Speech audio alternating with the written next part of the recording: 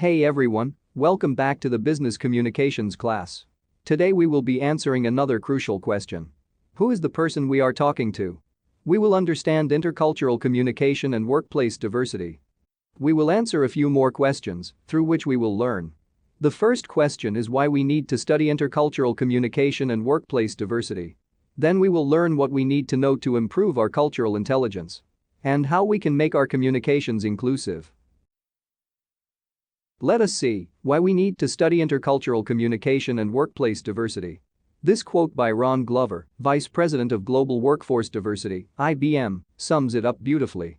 He says, "We are seeing that culture now extends to areas of difference such as technical orientation, management style and other domains, which affect how we run the business and interact with others. When you begin to build a culture that is respectful and inclusive around things like race, gender and sexual orientation, the organization learns the skills to manage without assumption."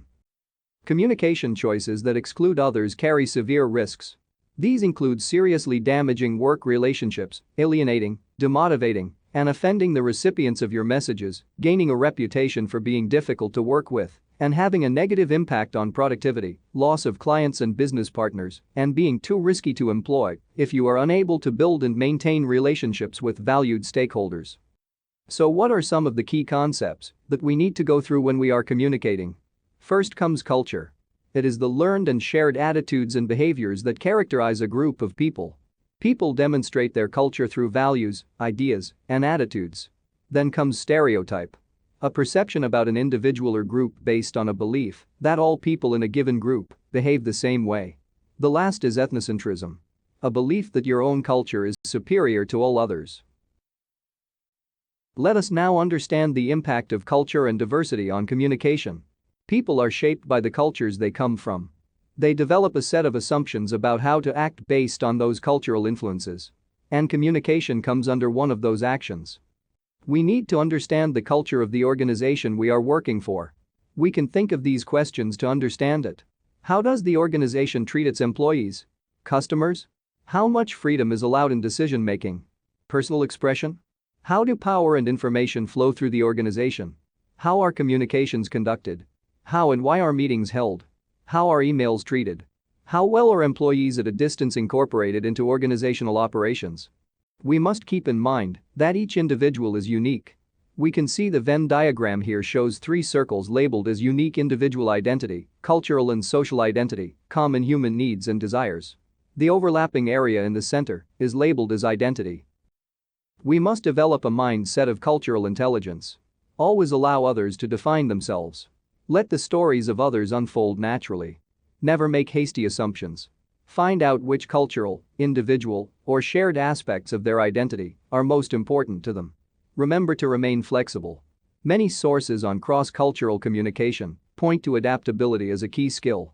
If our method of connecting with others is not working, we should slow down and watch for new opportunities to learn and adapt.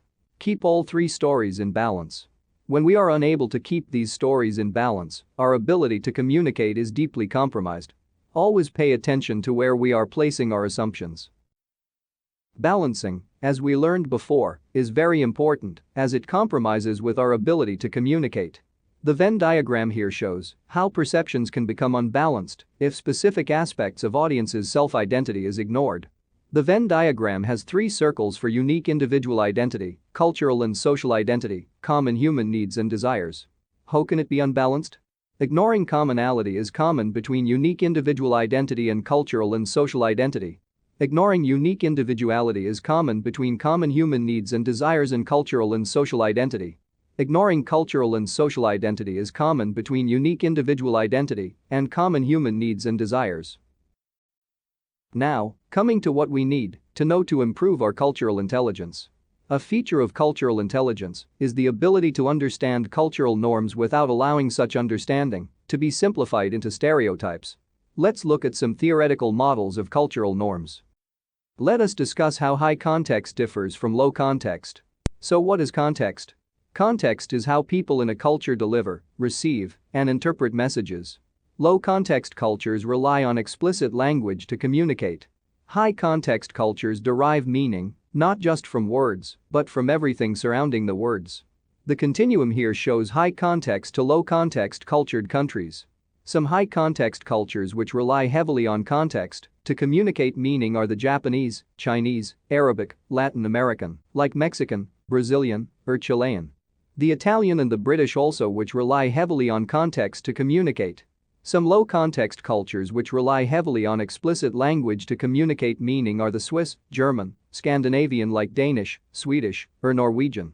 The American and Canadian and French also rely heavily on explicit language to communicate. Let us discuss how individualist cultures are different from collectivist cultures.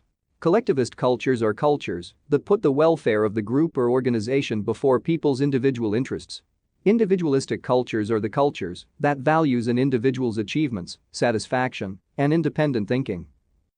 Power distance is the term Hofstede developed to describe how cultures perceive inequality and authority. In cultures with high power distance, organizations are formal and hierarchical, with a clear separation between superiors and subordinates. People are granted respect based on their position alone. In high power distance cultures, people typically expect to conduct business with others of equal rank. To send a junior executive to meet with a CEO would be considered an insult to the CEO. By contrast, cultures with low power distance believe in social equality and therefore have a more relaxed attitude about title and status. Seniority and age alone do not earn someone respect. Younger workers expect to be taken seriously and respected for the quality of their work, despite their lower status. In low-power distance cultures, people progress to a first-name basis much more quickly than in high-power distance cultures. Uncertainty avoidance relates to how comfortable a culture is with ambiguity, risk, and change. Cultures that are uncomfortable with uncertainty tend to rely on rituals, rules, and codes of conduct that help make the future more predictable. For example, employees in these cultures tend to like clear guidelines that lead to a predictable result. These employees value learning by observation so that results are repeatable. By contrast, cultures that are more comfortable with uncertainty and ambiguity tend to like more flexible work environments that allow risk-taking and entrepreneurial behavior. These employees value learning by doing, even though the result may be less predictable. Attitudes toward uncertainty and ambiguity affect communication on many levels. Cultures that avoid uncertainty are often collectivist and tend to be cautious about integrating new people into a group. They also value harmony and consensus. Cultures that tolerate uncertainty are open to new people, new ideas, and risks. In addition to cultural context, anthropologist Edward T. Hall introduced the terms monochronic and polychronic to describe two very different cultural orientations toward time. Monochronic cultures, such as the United States and Northern European countries, value punctuality and efficiency. Meetings begin on time and are expected to follow a set agenda. Deadlines are usually strict. Although most monochronic cultures are also individualistic, some collectivist cultures, such as Japan, also value punctuality and efficiency. In their view, keeping to an agreed schedule shows respect for the entire group. Polychronic cultures are more relaxed about time and punctuality. Polychronic cultures typically put people in relationships before schedules. In a meeting, participants may easily change the order of items on the agenda. While it is important for work to be completed, people may choose to spend time building a relationship over completing a task.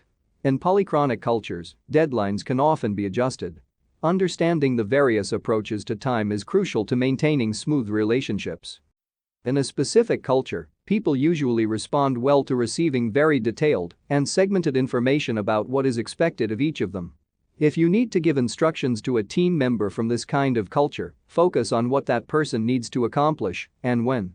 Conversely, if you need to motivate, manage, or persuade someone from a holistic culture, spend time explaining the big picture and how all the pieces slot together. Talking more about culture, we need to understand that interpretation of touch in the workplace can vary widely across cultures.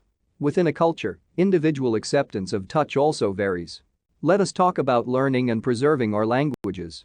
Let us observe, must a person give up elements of culture in order to acquire a workplace language? We should ask our employers, are the organization's practices, values, and ethics in sync with our own? It is on us to prepare and ask good questions during the interview process too. We can research on, if we can find recently published articles on any potential employers that describe their approach to language skills and workplace culture. So how do we integrate communication style and culture? Let us look at the Lewis model of cultural types. R. Lewis divides cultures into three broad categories. Linear actives, those who plan, schedule, organize, pursue action chains, and do one thing at a time. Multi-actives, those who do many things at once, planning their priorities not according to a time schedule, but according to the relative thriller importance that each appointment brings with it. And reactives, those who prioritize courtesy and respect, listening quietly and calmly to speakers and reacting carefully to the other side's proposals. Let us take a look more closely at the Lewis model of cultural types. The diagram shows the Lewis model of cultural types. The diagram shows cultural types multi-active, linear active, and reactive at three vertices of a triangle. The linear active implies cool, factual, decisive planners, multi-active shows warm, emotional, loquacious, impulsive, and reactive represents courteous, amiable, accommodating, compromiser, good listener. The variation in these cultural types is shown along the sides of the triangle from one vertex to another. The countries in decreasing order of linear active type and increasing order of multi-active type are as follows: Germany, Switzerland, Luxembourg. Notice that Luxembourg is a pure linear active type. Then comes United States, Austria, Czech Republic, Netherlands, Norway, Slovenia, Australia, Denmark, Ireland, Belgium, Israel. Note that Israel is the midpoint, a balance of both the two types. Then comes France, Poland, Hungary, Lithuania, Russia, Slovakia, Croatia, Italy, Portugal, Spain, Greece, Malta and Cyprus. The countries in decreasing order of multi-active type and increasing order of reactive type are as follows: Hispanic America, Argentina, Mexico, Brazil, Chile. These are pure multi-active types of cultures. Then Sub-Saharan Africa, Saudi Arabia, Arab countries, Bulgaria, Turkey, Iran, India, which is a midpoint. A balance of both the two types. Then Indonesia, Malaysia, Philippines, Korea, Thailand and China. The countries in decreasing order of reactive type and increasing order of linear active type are as follows: Vietnam, which is a pure reactive type, Japan, Taiwan, Hong Kong, Singapore, Canada, which is a midpoint, a balance of the two types. Then Finland, Estonia, Sweden, Latvia, and lastly, United Kingdom. Here we see some differences in communication styles according to the Lewis model. Whereas linear active cultures like privacy, multi-active cultures are gregarious and reactive cultures are good listeners. Whereas linear active cultures plans ahead, step by step, multi-active cultures plan grand outline only, and reactive cultures look at general principles. Common language does not equal common meaning or culture. We can see from the table here that different regions, even when they share the same language, can have difference in pronunciations. They can have different idioms, phrases and metaphors too. Like, the alphabet Z is pronounced Z in American English and Z in British. Or, what we call pencil crayons is called coloring pencils in British English and colored pencils in American English. We see some more examples here too. For example, what we call icing sugar is called confectioner's sugar in British English and powdered sugar in American English. So how do we develop strategies to help us communicate interculturally? We should experience other cultures often, employ our understanding of our own style, research about them, talk less, listen more, and pay attention to nonverbal communication cues and mirror them if appropriate. When unsure about the cultures, we must default to extra formality. We should avoid idioms, slangs, and jargons as they can be difficult for them to understand. We should avoid humor as they may not take it the way we want them to, speak more slowly than usual, request feedback to ensure understanding. Most importantly, smile. We can learn useful language basics like greetings, goodbyes, or how are you, affirmatives, negatives, pardons, etc. Here are some common phrases in English. We should also learn specific phrases to avoid at any cost. The following phrases, for example, are highly offensive to members of Canada's Indigenous peoples. Avoid these phrases. Indian giver, circle the wagons, low man on the totem pole, etc. So how can we make our communications inclusive? Let us understand what diversity is first. Diversity is any dimension that can be used to differentiate groups and people from one another, such as ethnicity, gender, gender identity, age, marital status, education, income, national origin, disability, sexual orientation, or religion. Culture is an element of diversity. First, we need to develop a mindset of inclusion. We choose words that include, rather than exclude, words that challenge and avoid stereotypes, words that are not burdened with extra meaning or connotations, words that are not patronizing to individuals or identified groups. Remember, inclusive communication respects and includes everyone. Let us, for example, talk about the Indigenous peoples of Canada. In front of them, refer to specific groups, cultures, or regions. Capitalize terms referring to specific Indigenous groups. And always avoid the words Native, Indian, and Eskimo. These are outdated and derogatory. Let us think of scenarios of us interacting with people with physical impairments and disabilities. People who live with a disability or an impairment prefer to be defined with an emphasis on their individuality, skills, performance, or job duties. This table here shows some guidelines about the usage of terms related to people with physical disabilities. For example, the preferred term would be person with mobility issues, and the preferred usage would be SAM. Our lead customer service representative is someone who has mobility issues. However, we need to avoid inappropriate terms like crippled, wheelchair-bound, or lame.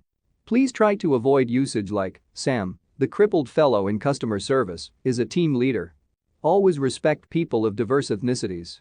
When tempted to refer to an ethnicity or race or visible minority, ask yourself if the reference is actually needed. Remember that it often isn't. Avoid using the term black to mean something negative, e.g., black mood, black magic, and, conversely, using white to mean good or pure, e.g., white knight, white rose. These are some things to remember when interacting with people of diverse sexual and gender identities. Avoid using terms that suggest certain tasks, by default, to a particular gender. Some examples of non-inclusive terms are mankind, forefathers or manpower. The preferred terms would be humankind, ancestors or labor force. Try using these instead. Here are some more examples. Instead of salesman, businessman or waitress, use the terms sales representative, business executive, or server. We have to remember to be gender neutral in our use of pronouns. For example, a biased use would be, if a fleet operator needs maintenance on a vehicle, he should contact his maintenance supervisor. Let us avoid that and reiterate it. Let us write, if a fleet operator needs maintenance on a vehicle, he or she should contact the maintenance supervisor. Now it sounds fine. But let us improve it to remove pronouns entirely. We can write, contact the maintenance supervisor if you need vehicle maintenance. People often use biased terms towards people of sexual orientations. We should learn to use various terms in the correct way. For example, the term gay, which is used to denote a homosexual orientation, usually applied to men, but can be used to describe women or both men and women as a community. This term should always be used as an adjective. For example, our target market includes partnered gay men. However, when used as a noun it can often be offensive. Like, our target market includes partnered gays. People also use biased terms towards relations. For example, the use of the term partner can be used instead of the term husband or wife. Let us look at some key guiding principles to inclusive communication. We should always use names correctly. Always remember, using a person's name is rarely, if ever, incorrect. Be sure to spell the person's name correctly. Check with the person to get your pronunciation as accurate as possible. Ask about preferred names or nicknames. For example, some people named Elizabeth may prefer to be called Liz or Beth. We can also use job titles. Again, remember that using a person's job title is rarely, if ever, incorrect. Refer to what someone does rather than your perception of who someone is. Provide factual information to your audience and they will guide you appropriately. This is more respectful than assuming your perspective on their needs is correct. Try observing. What hints can you pick up about workplace culture from the interview questions you are asked? Prepare these questions in advance for an interview. How would you describe the culture of this workplace? What policies and practices are in place to ensure that this is an inclusive? And also, read and understand the employment laws and regulations in your province or territory. Typically, it is okay for a potential employer to ask about educational background and the understanding of the job and the job posting. Typically, questions and comments related to cultural background, sexual orientation, marital status, age, and other elements of identity are usually prohibited and should not be asked. Let us learn the art of respectful inquiry. We need to explain why you are asking what you are asking. Show that the intent of the request is supportive. If we are trying to solve a problem, we need to explain the entire problem and allow the other person to contribute to solving it. And remember, people respond well when asked to help. Let us revise what we learned today. In the Evaluate section, we learn to make no assumptions about the audience, finding out the language preferences of our audience, balancing all three stories of ours and our audiences, and researching specific cultures carefully. In the compose section, we learn to adjust our use of language based on our knowledge of our audience, learning simple phrases in other languages to assist with relationship building, and using language that includes rather than those that exclude. In the evaluation section, we learn to ask regularly for honest feedback from co-workers with stories that differ from ours. If unsure, default to extra formality until cultural expectations are clear, removing attempts at humor, which can be misinterpreted, speaking slowly than usual, and proofreading for phrases or terms that may be inappropriate.